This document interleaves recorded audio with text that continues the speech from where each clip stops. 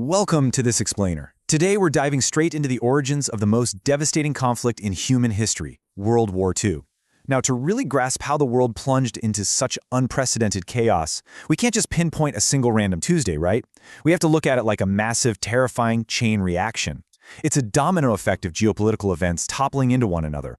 So we're going to trace the exact steps, the decisions, and the strategies that quite literally built up to a global catastrophe. Let's get into it. Okay, let's dive into this. It is difficult to track down one single event that sparked the conflict, for ultimately, it was a series of events that conspired together. That quote really hits the nail on the head. Because the fuel for this fire, it was actually poured decades earlier, right at the bitter end of World War I. Back in 1919, the famous Treaty of Versailles was signed.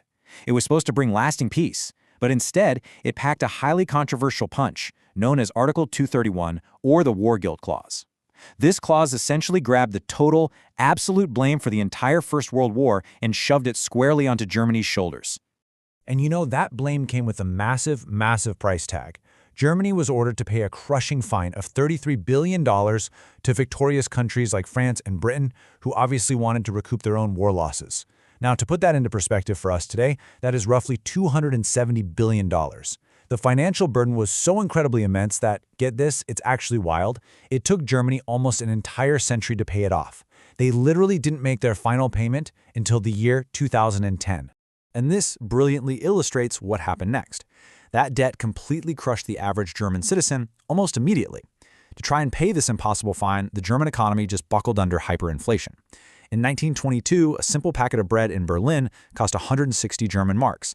Just one single year later, in 1923, that exact same packet of bread cost 200 billion marks. No, that's not a typo. 200 billion. The national currency was utterly devalued, life savings were wiped out overnight, and the economy was just crippled. So you have the severe economic collapse, which is then made even worse by the global Great Depression in 1929. The desperation was absolute. By 1933, you're looking at 6 million Germans out of work. People were homeless, families were starving, and in this climate of immense, terrifying distress, a young politician named Adolf Hitler found his opening. He knew exactly how to manipulate angry, desperate masses with fiery speeches. Now, he'd actually tried to forcefully overthrow the government in a failed coup back in 1923, but a decade later, by using rampant, unchecked propaganda, he officially seized total control and declared himself dictator. Once he had absolute power, Hitler aggressively went to work on his ultimate, terrifying vision, the German Reich. He ruthlessly scapegoated minorities, placing heavy, unfounded blame on Jewish people and socialists for Germany's international humiliation. He pushed a completely fabricated conspiracy theory called Judeo-Bolshevism just to breed hatred and consolidate his grip on the country. At the exact same time, he started pushing this concept of Lebensraum, which translates to living space. Basically, he wanted to conquer surrounding countries not just for national pride, but to steal vast land and resources exclusively for what he violently deemed his pure Aryan race.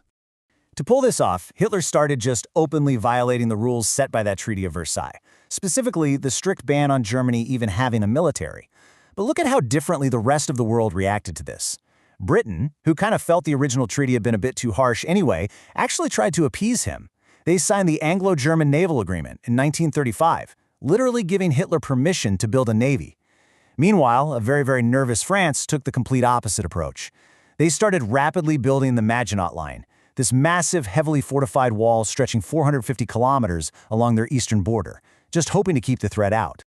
But despite all the red flags, the dominoes just kept falling, and fast. First, in 1938, Hitler orchestrated a bloodless invasion of Austria. He used his propaganda machine to spread fake news of communist riots, totally making it up, just to justify sending his troops in to restore order. Next, he set his sights on the Sudetenland in Czechoslovakia. Desperate, and I mean desperate, to avoid another global war, British Prime Minister Neville Chamberlain signed the Munich Agreement, literally handing the territory over to Hitler in exchange for a pinky promise of peace. But of course, that promise was hollow. By March 1939, Hitler completely ignored the agreement and invaded the rest of Czechoslovakia anyway. Now, what's really interesting about this next move is just how shocking it was to the global community. Hitler's next target was Poland, but to take it, he needed to be absolutely sure he wouldn't be attacked from the other side while he did it. So, in an incredibly sly move, Nazi Germany signed a non-aggression pact with the Soviet Union. Now, these two nations had completely opposing, deeply hostile ideologies. Hitler absolutely despised communism, but they formed this temporary alliance for one simple, brutal reason. They both wanted to invade and split Poland without having to fight each other for it. And that brings us to the spark that truly ignited the globe. On September 1, 1939, nearly 1 million German troops marched into Poland. The UK and France had finally reached the end of their patience. The UK delivered a strict, final ultimatum: stop right now or face war. Hitler naturally ignored it. Consequently, the Allies officially declared war. But here is the tragic irony of it all. During what became known as the phony war period, no Allied country actually sent immediate military aid. They declared war, but they left Poland's severely outdated military to face the German onslaught entirely alone. The main reason Poland fell so unbelievably fast, we're talking less than a week here, was due to a terrifyingly efficient, totally revolutionary military strategy, blitzkrieg. Translating to lightning war, this tactic was specifically designed to overwhelm opponents before they could even formulate a thought, let alone a defense. It totally abandoned the old, slow trench warfare of World War I in favor of sheer aggressive speed. Massive, heavy tanks would smash right through front lines, followed immediately by devastating aerial bombardments from the German Air Force, the Luftwaffe. The goal? Wrap up entire wars in a matter of days. But this incredible, relentless speed creates a pretty fascinating historical question. Think about it for a second. Human soldiers require rest, right? Biology demands it. So how on earth did the German army manage to fight so relentlessly, pushing deep through enemy lines day and night without ever stopping to sleep? How could human bodies physically sustain the lightning-fast pace of a blitzkrieg? Well, the shocking myth-busting reality is that these supposedly supercharged German troops were actually heavily medicated. They were officially issued a military drug called Pervitin, which today we know as crystal meth. Yeah, you heard that right. When taken, it completely stripped away fatigue, meaning these soldiers simply didn't need to sleep. It suppressed their hunger, their thirst, and even their physical pain, all while giving them this immense artificial confidence boost. Obviously, this was horrifying for their long-term health, but in the short term, it allowed the German war machine to ruthlessly conquer their enemies in a fraction of the usual time. Fueled by this literally unstoppable momentum, Poland was crushed. And exactly as they had secretly planned in their non-aggression pact, the country was neatly sliced right down the middle. While Hitler's forces completely dominated the western half, the Soviet Union simultaneously invaded from the east. Just like that, the sovereign nation of Poland was effectively erased from the map, partitioned perfectly equally between Nazi Germany and the Soviet Union. Meanwhile, Soviet leader Joseph Stalin was dealing with his own anxieties. He knew perfectly well he couldn't actually trust Hitler. Stalin was deeply paranoid, mostly because the major Soviet city of Leningrad was situated only about 50 kilometers from the border of Finland. Terrified that Hitler might eventually use Finland as a staging ground for a surprise attack, Stalin demanded Finnish territory. When Finland boldly refused, the Soviets launched a massive invasion. But, despite having a much smaller army, Finland fought back fiercely. They dragged out what was supposed to be a quick victory into a grueling 2-month conflict. Ultimately, though, numbers won out.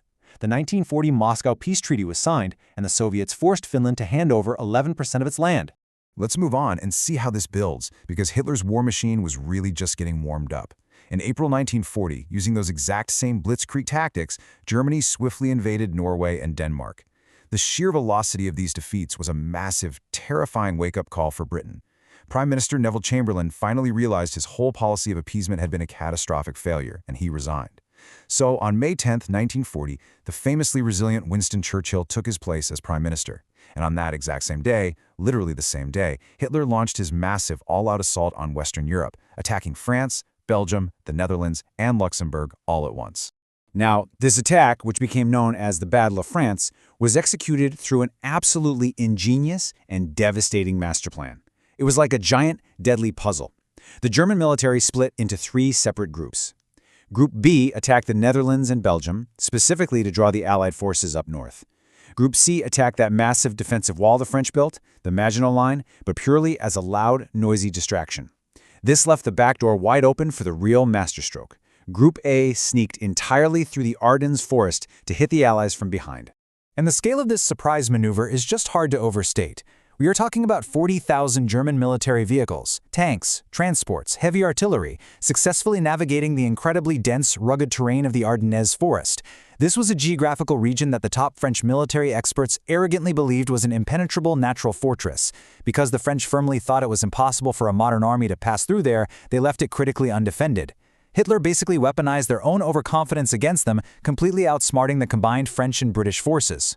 And the result of that brilliantly devastating maneuver? It led to one of the most tense, precarious moments in all of military history. By breaking through that forest and swinging north, the Nazi army successfully surrounded the British and French armies on three sides. Suddenly, nearly 400,000 Allied troops found themselves pushed all the way back to the beaches of Dunkirk, France. With the German army closing in incredibly fast from the land and bombing them from the air, their only possible escape route was the vast open freezing ocean right behind them. Staring down total annihilation, Winston Churchill ordered Operation Dynamo, which would soon become the largest naval evacuation in military history. While the British Royal Air Force fought desperately in the skies above to provide some kind of aerial cover from the relentless German bombers, a massive, makeshift fleet scrambled together. We're not just talking military ships here. Private fishing boats, pleasure cruisers, even everyday civilians braved the dangerous waters of the English Channel to join the rescue effort. And miraculously, they actually pulled it off. They successfully evacuated nearly 350,000 soldiers. But it was a really bitter survival because they had to abandon virtually all of their heavy military equipment scattered across the beaches. So the crucial point is that by June 1940, the geopolitical landscape was looking incredibly grim for the free world. Following the disaster at Dunkirk, France officially surrendered. Emboldened by Hitler's shocking success, Italy's dictator Mussolini officially joined forces with Germany under the Pact of Steel. Think about it. Hitler now controlled nearly all of Western Europe. He still had that handy peace treaty with the Soviets to the east, and the United States, who were strictly practicing isolationism at the time, was steadfastly refusing to intervene. Britain stood entirely, completely alone. But rather than bow to what absolutely looked like an inevitable, crushing defeat, Winston Churchill delivered one of the most iconic, fiery speeches in modern history. He declared to his people, and really to the whole world, "We shall fight on the landing grounds, we shall fight in the fields and in the streets, we shall never surrender." It was a statement of absolute, unbreakable defiance in the face of the supposedly unstoppable Nazi juggernaut. But, as we all know, fiery speeches alone don't actually win wars. With mainland Europe completely conquered by the Axis powers, the Soviet Union staying totally neutral, America absolutely staying out of it, and the British Army having just abandoned pretty much all their heavy weapons on the beaches of Dunkirk, how could this small island nation possibly survive the full, undivided attention of the Nazi war machine? Well, that is exactly what we will uncover next time. Thanks for joining me on this explainer, and keep learning.